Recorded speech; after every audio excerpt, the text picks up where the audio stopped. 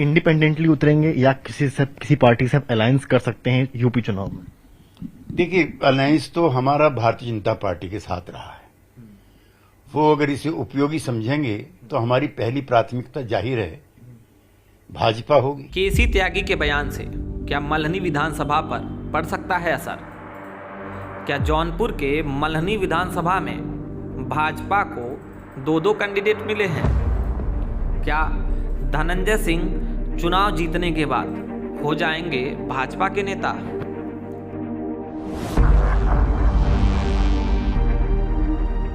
ये जो इंटरव्यू था ये है केसी त्यागी जी का।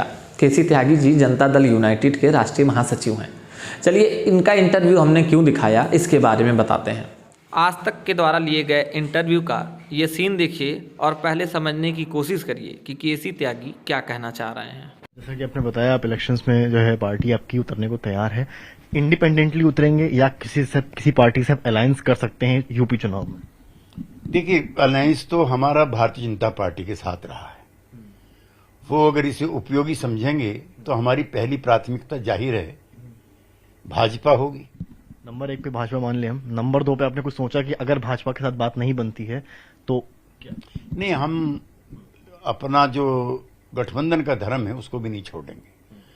हमें एहसास है कि हम भारतीय जनता पार्टी के साथ बिहार में गठबंधन में हैं, लिहाजा भाजपा की जो घुर विरोधी पार्टी हैं सपा बसपा, उनके साथ गठबंधन का कोई सवाल ही पैदा नहीं। जौनपुर के मल्हनी विधानसभा यानी 367 पर इस समय प्रत्याशी के तौर पर जनता दल यूनाइटेड से धनंजय सिंह चुनाव लड़ रहे हैं और वहीं भारतीय जनता पार्टी के प्रत्याशी के तौर पर केपी सिंह चुनाव लड़ रहे हैं।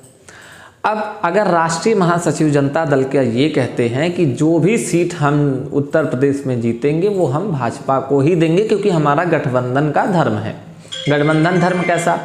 गठबंधन धर्म यानी कि बिहार में आपको पता होगा कि एनडीए की सरकार है, वही एनडीए जिसमें भारतीय जनता पार्टी भी हिस्सा रखती है और नीतीश की सरकार यानी कि जनता दल यूनाइटेड भी इसमें हिस्सेदारी करती है। अगर ये फॉर्मूले पर यहाँ चुनाव हो रहा है तो ये तो कह सकते हैं कि मल्हनी में भाजपा के हिस्से पर दो लोग लड़ रहे हैं, यानी भाजपा इन दोनों चेहरों में से किसी को भी जो जीतेगा उसको अपने टीम में शामिल कर लेगी क्योंकि जनता दल यूनाइटेड से उसका गठबंधन बाकी शहरों राज्यों में है। अब थोड़ा ब्रीफली बताते हैं। पिछली बार की अगर उपचुनाव की बात करें तो धनंजय सिंह अपने प्रतिद्वंदी लकी यादव से मात्र 4000 वोटों से पीछे रह गए।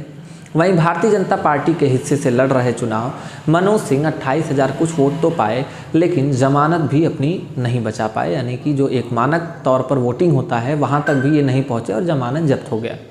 तो कहीं ना कहीं भारतीय जनता पार्टी के 28 से 30,000 वोटों का पाना और धनंजय सिंह का 4-4.5 वोटों से पीछे रह जाना, लोगों को कई ऐसे रिव्यूज़ आए जिस पे हम लोगों ने भी देखा कि लोग ये कह रहे थे कि हम चूक गए, हमें बीजेपी के बजाय एक बार सपोर्ट कर देना चाहिए था।